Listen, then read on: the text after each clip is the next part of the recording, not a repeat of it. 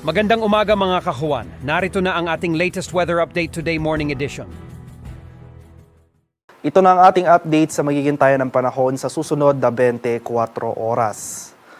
Makakaranas pa rin tayo ng mga pag-ulan sa malaking bahagi ng ating bansa. Bunsod pa rin ng shear line o yung pagsasalubong ng mainit at malamig na hangin. Dito sa central at eastern portions ng Visayas at Mindanao, asan pa rin natin yung mga kalat-kalat na pag-ulan na may pagkulog at pagkidlat. Samantala, dahil rin sa northeast monsoon o hanging amihan ay makakaranas rin tayo ng mga kaulapan na may mahihinang pag-ulan sa eastern at southern portions ng Luzon, pati na rin dito sa western section ng Visayas. Sa nalalabing bahagi ng ating bansa, kasama na dyan na Metro Manila, ay mas maaliwalas sa panahon na ating inaasahan buong araw. Asan pa rin natin yung mga tsansa ng light rains o pag-ambon sa Metro Manila and the rest of Luzon, at tsansa naman ng mga thunderstorms, ito yung mga biglaan at panandaliang buhos na ulan sa nalalabing bahagi ng Mindanao. At sa kasalukuyan, wala rin tayong binabantayang low pressure area o sama ng panahon sa loob at labas ng ating Philippine Area of Responsibility na posibleng makaapekto sa ating bansa sa mga susunod na araw.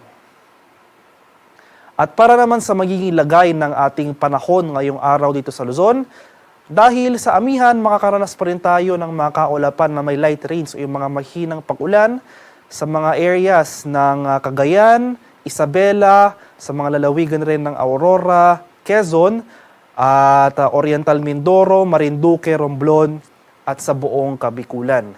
Mas maaliwalas na panahon na ating inaasahan sa rest of Luzon, kasama na dyan ng Metro Manila, mas mababang tsansa ng kaulapan at pag-ulan ang ating mararanasan. Sa bahagi naman ng Palawan, Visayas at Mindanao, sa bahagi ng Palawan, dahil rin sa epekto ng amihan, pagpapatuloy rin itong maaliwalas sa panahon, may mga tsansa pa rin ng mga light rains o pag-ambon na dala ng amihan. Samantala, dahil sa shear line, makakaranas tayo ng mga kalat-kalat na pag-ulan na may pagkulog at pagkidlat na may mga kaulapan rin dito sa central at eastern sections ng Visayas at Mindanao. So sa mga rehiyon po yan ng central at eastern Visayas, sa buong Caraga region, northern Mindanao, at sa lalawigan ng Davao Oriental. Kaya sa mga nabangito lugar, maging handa at alerto tayo sa mga banta ng biglang pagbaha at pagguho ng lupa, lalong-lalo na kung tuloy-tuloy ang pag-ulan na mararanasan. Sa nalalabing bahagi naman ng Visayas, sa Western Visayas, may mga kaulapan rin tayong posibleng maranasan, ngunit mas mababa yung mga tsansa ng convective activity o yung mga malalakas na buhos ng ulan. Light rains lamang na dala ng amihan ang ating inaasahan sa nabanggit na lugar.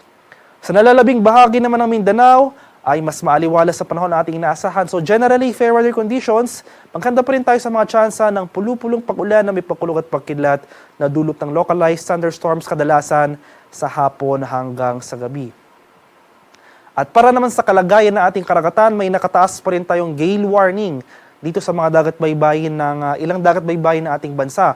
Sa northern at eastern coast ng Catanduanes, northern at eastern coast ng Northern Samar at sa eastern coast ng Eastern Samar. May gale warning pa rin po tayo nakataas sa mga lugar na ito.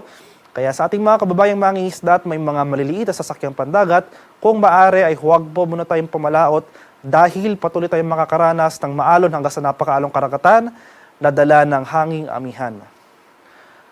Ang haring araw dito sa Kamaynilaan ay sisikat mamayang 6:25 ng umaga at tulubog naman mamaya sa ganap na 5:45 ng hapon.